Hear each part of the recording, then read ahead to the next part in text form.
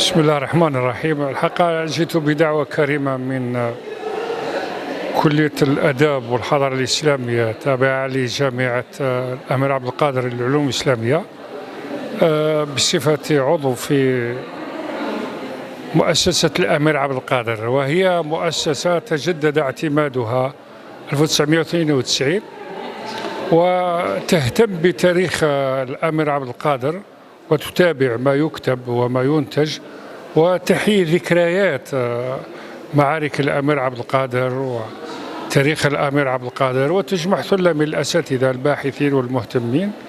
وبهذه المناسبة أو من خلال هذا كانت لي مشاركة في هذا الملتقى للأمير عبد القادر، وهو الانفتاح الفكري والأدبي. كلمة ألقيتها على مسامع السادة الأساتذة والطلبة والحضور الكريم عنوانها جوانب أخرى من تاريخ الأمير عبد القادر والذين من حوله. حقا هذه المحاضرة كانت ترغب في بيان بعض الجوانب الخفية من تاريخ الأمير عبد القادر التي لم تأخذ حقها أو حظها من الدراسة والاهتمام.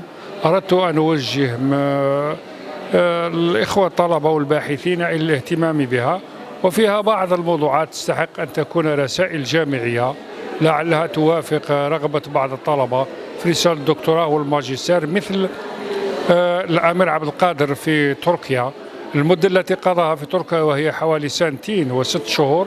هذه لا تتوفر للقارئ الجزائري والقارئ بصفة عامة معلومات كثيرة عليها، لذلك لو تخص هذه النقطة برسالة جامعية تبينها وتوضحها ليستفيد القارئ وليتضح جانب أو نقطة من نقاط تاريخ الأمير عبد القادر. كذلك هناك في وجهة نظري موضوع آخر مهم، وهو تاريخ أبناء الأمير وأحفاد الأمير. اجتهد أكثر أبناء الأمير في مواصلة رسالة الوالد الأمير رحمه الله، ولا سيما الكبار الذين أدركوه وجلسوه وعاشوا معه مثل ابنه محمد وعلي.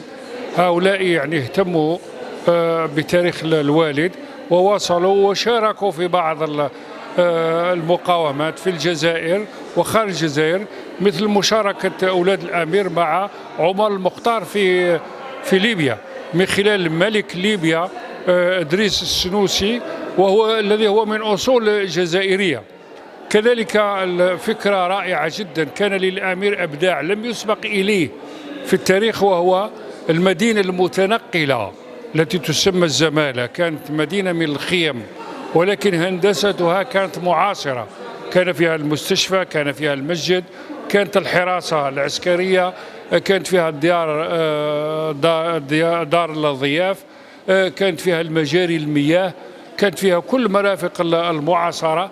هذه النقطة لم تأخذ حقها من الدراسة، وأتمنى أن يهتم بها المهندسون وليس الباحث التاريخي أو الفكري أو العلمي فقط.